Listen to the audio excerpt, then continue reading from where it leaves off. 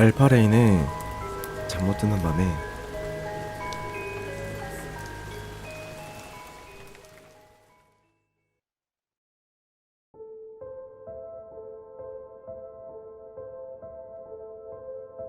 저주받은 산.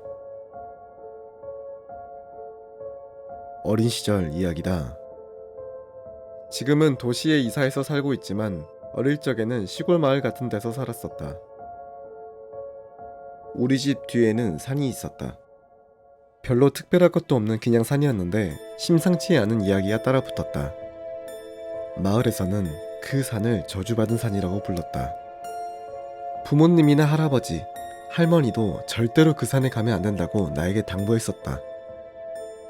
그 말을 들은 나는 산에 가지는 않았다. 아무래도 산 입구에 들어서면 그걸 기점으로 뭔가 안 좋은 일들이 일어난다는 것 같았다.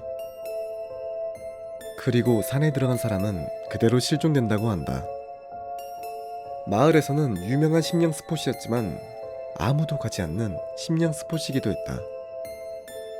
하지만 그런 가운데에도 언제나 일정하게 누군가는 산을 찾곤 했다. 이른바 여행객이었다. 저주받은 산이라는 건 아마 마을 안에서만 도는 소문이었겠지. 마을에는 딱히 기념품을 파는 곳 하나 없었기에 솔직히 왜 이 마을에 관광을 오는지 의문이었다. 그리고 하필 산을 찾는 것도 의문이었고. 하지만 여행객들은 산에 들어갔다가 아무 일도 없다는 듯 다시 내려온다. 아니, 실제로 아무것도 일어나지 않았던 게 아닐까? 어느 여행객이 말하길 산속에는 허물어진 신사가 있었다고 한다. 다른 여행객들마저도 저마다 그렇게 말했기에 정말이겠거니 하고 나도 생각했다. 어느 날 학교에서 친구가 산속에 있는 신사 이야기를 꺼냈다. 친구는 궁금한 것 같았다. 왜 신사가 있는데도 산이 저주를 받았을까? 라고 친구가 말했다. 나도 그 말을 들으니 뭔가 이상하다 싶었다.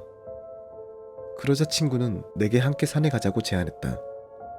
아마 그때 나에게 공포심 같은 건 없었다. 여행객들이 아무 일도 없다는 듯 무사히 돌아온 걸 봤었으니까. 분명 저주 같은 건 미신이라고 결론 내린 나와 친구는 학교를 마치고 같이 산에 가기로 했다. 나는 집에서 손전등과 모기약 그리고 간식을 가지고 나왔다. 친구랑 산에서 같이 간식을 먹자고 이야기했기 때문이다. 친구도 우리 집에 들렸다가 같이 산으로 향하기로 했다.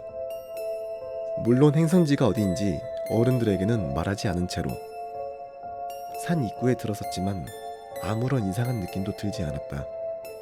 잔뜩 들뜬 탓이었는지도 모르겠지만 학교를 마치고 온 탓에 해도 슬슬 기울고 있었다. 이래가지고는 간식 먹을 시간도 없겠는데? 하고 아쉬워하며 나와 친구는 무난하게 신사에 도착했다. 그리고 거기 도착해서야 우리는 후회하게 되었다. 신사, 딱 사당 안에서 무언가가 바라보는 듯한 기분이 들었다. 우리는 온몸이 굳은 채 멈춰서 버렸다. 무언가 바라본다는 느낌을 받았을 뿐 실제로 뭐가 있었는지 알 수 없었는데 말이지. 기분이 나빠졌다. 친구는 얼굴이 완전히 굳어 있었다. 도망가야겠다는 생각뿐이었지만 발길을 돌리려 해도 몸이 전혀 움직이질 않았다. 위험하다는 생각이 머릿속에 가득 차 있었다. 저주받아 죽을 것 같았다. 하지만 몸은 움직이지 않고 머리는 어지러웠다. 그러다 어딘가 먼 곳에서 하는 소리가 났다. 망치를 땅에 떨어뜨리는 것 같은 소리였다. 그 소리와 함께 가위가 풀려 나는 친구의 손을 잡아 끌고 도망치기 시작했다. 도망치던 도중 몇 번이고 나무 뿌리에 발이 걸렸지만 넘어지지는 않았다. 넘어지면 끝이라는 생각에 필사적이었으니까. 문득 나는 깨달았다. 아직까지는 은은하게 밝은 기운이 남아있던 하늘이 점차 어둠에 깔리고 있다는 것을. 공포심이 점점 커질 무렵 이상하다는 것을 깨달았다. 뒤에서 뭔가 쫓아온다는 느낌이 들었다. 아니, 쫓아오고 있었다. 버석거리는 소리와 함께 풀을 헤치고 확실히 나에게 다가오고 있었다. 잡히면 죽는다는 건 직감적으로 알 수 있었다.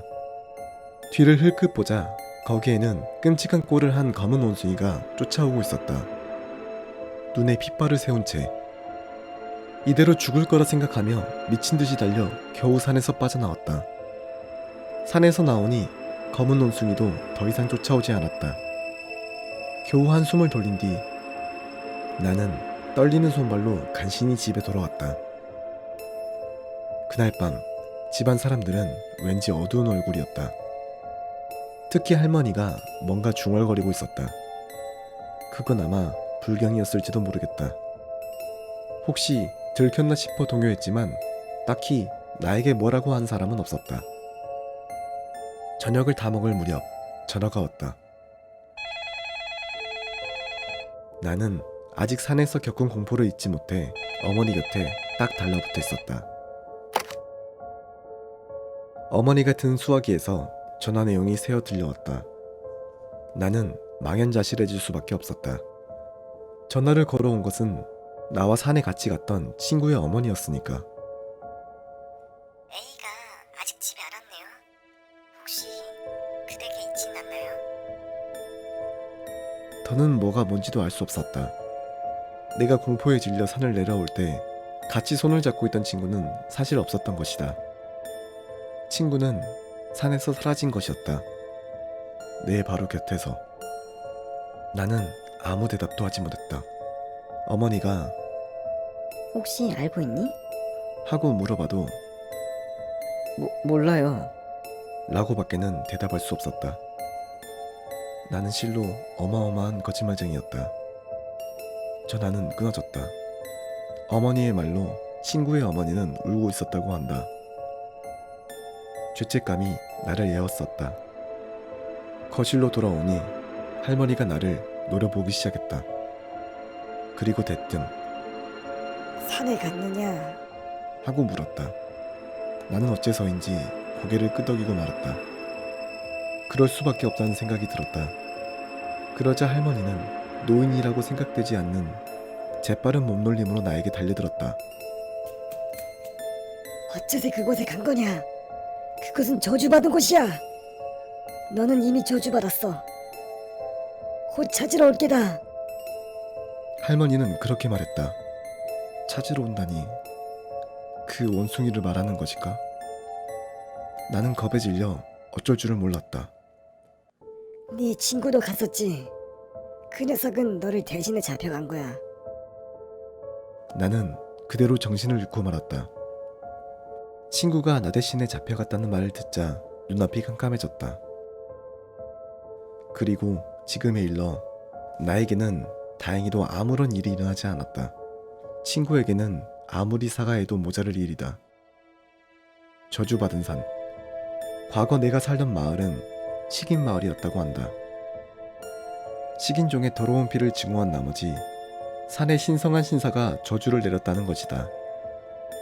할머니의 말에 따르면 오랜 시간이 지났지만 아직도 신사의 저주가 너무 강해 잦아들지를 않는다고 했다. 그렇기에 저주를 직접 받고 있는 마을 사람들이 산에 오르면 나쁜 일이 일어나는 것이라고. 여행객들이 아무 문제 없이 산에 내려온 것도 그 때문이었던 것이다. 친구는 나를 대신해서 잡아간 탓에 나는 멀쩡한 것이고 처음부터 저주를 받은 것은 산이 아니라 우리였던 것이다. 처음부터 저주를 받은 것은 산이 아니라 우리였던 것이다.